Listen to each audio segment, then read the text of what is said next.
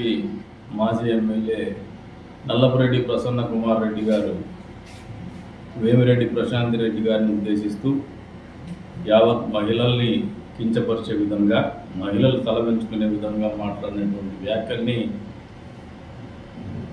Kadiri Telugu Desam party తరఫున తీవ్రంగా ఖండిస్తాను. ఇది మంచి పద్ధతి కాదని చెప్పేసి కూడా హెచ్చరిస్తాను. Like minded people get together అని ఇంగ్లీష్లో ఒక సేవ్ ఉంది. ఒకే రకమైనటువంటి ఆలోచన విధానం ఉండే వాళ్ళంతా ఒకే చోట గుమిగూడతారు.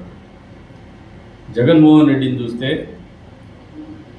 ఆస్తి కోసం చెల్లెల్ని మోసం చేసినాడు, తల్లిని మోసం చేసినాడు.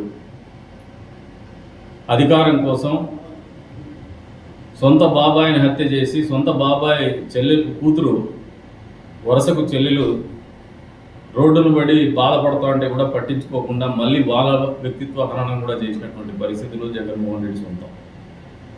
ఇటువంటి వ్యక్తి నాయకత్వంలో పనిచేసేటువంటి ముఠా ఏదైతే ఉంటుందో వాళ్ళకి ఇంతకంటే భిన్నమైనటువంటి సంస్కారం కానీ సంస్కృతి కానీ ఉండదని చెప్పేసి ప్రజలు గమనించాలని చెప్పేసి తెలియజెప్తాము. రాజధాని కడతా ఉంటే అమరావతి గురించి మీరు మాట్లాడినటువంటి, మీ నాయకులు మాట్లాడినటువంటి మాటలేంది? వేశ్యల రాజధాని అని చెప్పేసి. అంటే మహిళల పట్ల కానీ, ఈ ప్రాంతం పట్ల కానీ మామూలుగా భరతమాత అంటాం, తెలుగు తల్లి అంటాం. తెలుగు తల్లిని కూడా మీరు అపహాస్యం చేసే విధంగా ఆలోచన ఉండేటువంటి వాడు సాటి మహిళల్ని, సమాజంలో ఉన్నటువంటి మహిళల్ని గౌరవిస్తాడని చెప్పేసి అనుకోవడం కూడా పొరపాటే. కానీ బాధ్యత కలిగినటువంటి రాజకీయ పార్టీ సభ్యులుగా, ప్రజాప్రతినిధులుగా మా వంతుగా సభ్య సమాజానికి తెలియజెప్పేటువంటి ప్రయత్నమే ఈ యొక్క ప్రెస్ మీట్ అని చెప్పేసి కూడా తెలియజెప్తాను. ఇప్పటికైనా బుద్ధి తెచ్చుకొని ఆలోచన విధానాన్ని మార్చుకోండి. వేమిరెడ్డి ప్రశాంత్ రెడ్డి గారికి మీద చేసినటువంటి వ్యాఖ్యలను ఉపసంహరించుకోండి. మహిళా లోకానికి క్షమాపణ చెప్పి భవిష్యత్తులో ఈ రకమైనటువంటి ధోరణిని విడనాడండి అని చెప్పేసి కూడా వారికి హితవు పలుకుతాను. ఈ రకమైనటువంటి పద్ధతులు మంచిది కాదని చెప్పేసి కూడా తీవ్రంగా గర్హిస్తాను. ఉమ్మడి ఆంధ్రప్రదేశ్లో కులాల మతాల మధ్యన చిచ్చుపెట్టి రాజకీయ లబ్ధి పొందల్లా, రాజకీయాలు చేయాలనే ఆలోచన మొదలెట్టేదే వైఎస్ రాజశేఖర రెడ్డితో, వైఎస్ రాజశేఖర రెడ్డి కుటుంబంతోనే.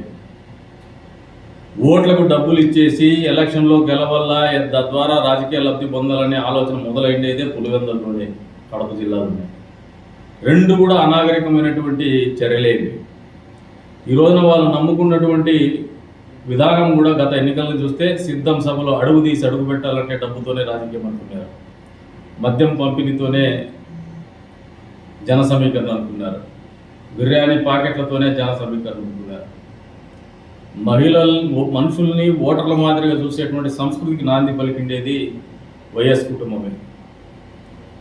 మహిళల్ని కించపరచడం కానీ, మోసం చేసేటువంటి ఆలోచన విధానం కానీ, మనుషుల్ని చంపి రాజకీయ లబ్ధి పొందాలనే ఆలోచన కానీ మొదలైండేది వైఎస్ కుటుంబంతోనే. ఈ రోజున ఇటువంటి కుటుంబానికి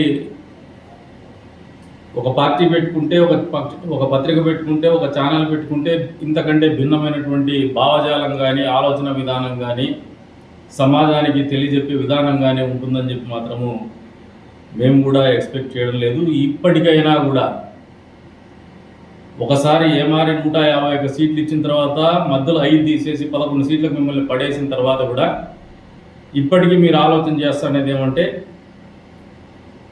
ముఠా తగాదాలు రెచ్చగొట్టల్లా, కులాల మతాల మధ్యన చిచ్చు పెట్టల్లా, అబద్ధాల ప్రచారం చేయల్లా, వార్తాపత్రికని ఛానల్ని అడ్డం పెట్టుకొని ప్రజల్లో ఒక రకమైనటువంటి కన్ఫ్యూజన్ని క్రియేట్ చేయాలనే ఆలోచనతోనే మీరు రాజకీయాలు చేస్తున్నారు. కానీ జగన్మోహన్ రెడ్డి మహిళలను కించపరచడం ద్వారా వాళ్ళని డిమార్టలైజ్ చేయాలనుకుంటే నువ్వు పప్పులో కాలేసినట్టే. 3 మహిళల్ని వంచి నీ రాజకీయ సమాధి నువ్వే కట్టుకున్నావు. 3 మహిళలు మీ కుటుంబ సభ్యులు. మీ కుటుంబానికి అండగా నిలిచినటువంటి సోనియా గాంధీని వంచి ఒక పార్టీ పెట్టి ఆమెను వంచడం, మహిళలను వంచడం జగన్మోహన్ రెడ్డి కుటుంబానికి కొత్త ఏం కాదు, జగన్మోహన్ రెడ్డికి కొత్త కాదు. కానీ వాళ్ళ నాయకులు కూడా బరి తెగించి బజారున పడి మహిళ మహిళల్ని కించపరిస్తే రాజకీయంగా లబ్ధి పొందుతాం అనుకోవడం అనేది మూర్ఖత్వం అని చెప్పేసి కూడా ఈ సందర్భంగా తెలియజేస్తాం.